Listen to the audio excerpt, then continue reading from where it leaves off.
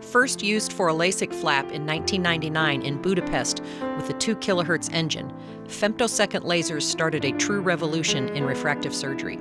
However, drawbacks such as opaque bubble layer formation during flap making and post-LASIK inflammation were reported and related to the high energy of the laser delivered to the cornea. There is an inverse relationship between the laser pulse duration and the energy required for achieving the ionization threshold and optical breakdown. In addition, a higher numerical aperture optimizes spot size and increases depth accuracy, allowing for corneal cutting procedures with unprecedented precision. The concept of creating a stromal lenticule to be removed in a single piece, eliminating the need for laser photoablation, was first proposed in 1996, but failed due to limitations of the available laser technology. The VisuMax from Carl Zeiss Meditech is a 500 kHz femtosecond laser that uses a concave glass interface with limbal suction. The docking process uses a curved interface, which causes less corneal distortion. Limbal suction minimizes intraocular pressure rise compared to classic docking with flat applanation and conjunctival scleral suction. The VisuMax has a low energy profile with advanced optics that provides the three-dimensional geometric precision needed for femto-assisted lenticular extraction. Pioneering work by Rupal Shah and Walter Secundo initially involved making a flap to be lifted, exposing the underlying lenticule for removal. Improvements in the laser scanning and energy settings have allowed extraction of the refractive lenticule without lifting the flap through a progressively smaller incision, so that keyhole or small incision lenticular extraction was developed, or SMILE. During SMILE, there is a minimal to no discomfort for the patient. After the speculum is placed, the patient is asked to fixate on the green light that is focused according to his refraction. The calibrated, curved glass uniformly contacts the cornea when suction is started, raising the IOP to 70 to 80 millimeters of mercury, which is low enough to allow the patient to maintain vision. A combination of the surgeon's coaxial view and the patient's fixation results in optimal centration on the visual axis, which is verified using an infrared illumination system.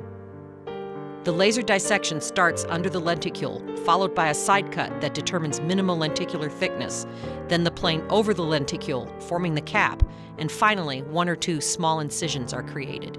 Cap and lenticule parameters, along with the size and number of incisions, are programmed in the laser. The total suction time is less than 35 seconds, and the total energy is 0.58 joules. These do not vary according to the refractive treatment because the laser always uses the same incision parameters but simply places them farther apart for higher corrections. SMILE may be challenging for the beginning surgeons, but usually has a fast and smooth learning curve with proper guidance. We prefer to hold the eye steady for better control using a 0.12 forceps. After opening the small entry incision, both upper and lower interfaces are identified with a blunt hook. The upper interface of the lenticule is separated first, using a standard lamellar dissection technique of waving a blunt spatula back and forth through the entire cap. The already identified lower interface is entered without difficulty and dissected in a similar fashion. Leaving a small area opposite to the incision until the end facilitates the lenticule mobilization and removal, which can also be performed using a forceps.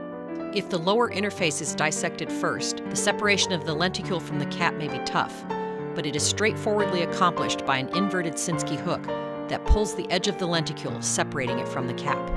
An upward maneuver with the hook may be used to fold the lenticule, opening space to allow the spatula to enter the upper interface to complete the separation.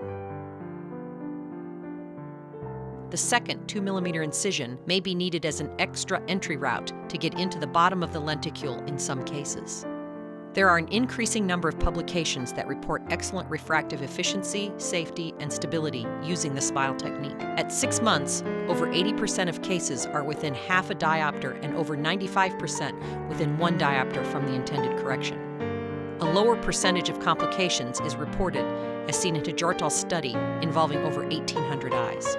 Reinstein reported 92% of SMILE cases have an uncorrected acuity of 20/25 or better in the first day after surgery, in contrast to 98% of LASIK cases. The slightly slower visual rehabilitation is related to the surgical manipulation, which is continuously improving due to refinements on surgical instrumentation and techniques.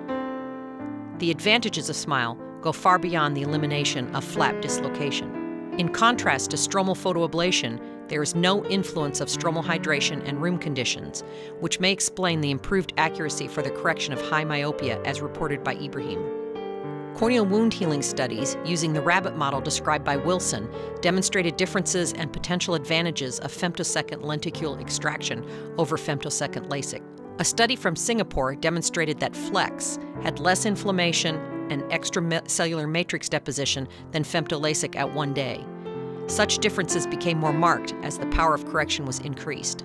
In addition, a Chinese study found SMILE to induce less keratocyte apoptosis, proliferation, and inflammatory infiltrate than femto-LASIK. The corneal nerve bundles at the anterior stroma are less altered by the lenticular removal than by the flap plus laser ablation. A Cochet-Bonnet aesthesiometer study by Reinstein documented the mild reduction of corneal sensation after SMILE, which is much less pronounced than the hypoesthesia that follows LASIK. This explains why there is apparently less neurotrophic epitheliopathy and dry eye scores after SMILE. The small incision preserves more lamellae within the anterior stroma, which is stronger than the mid and posterior stroma, as demonstrated by Brewan optical microscopy studies. Concurrently, Dawson and Randleman measured the cohesive tensile strength of the cornea at different stromal depths. These data served as the basis for a mathematical model that demonstrated the residual tensile strength after LASIK, which depends solely on the residual stromal bed, would be on average 28% lower than it would be after a SMILE procedure, which also considers the cap. The lower impact on corneal biomechanics, also predicted in finite element studies, does explain, according to the model described by Sinha-Roy, Dupes, and Roberts, why there is less induction of spherical aberration after SMILE.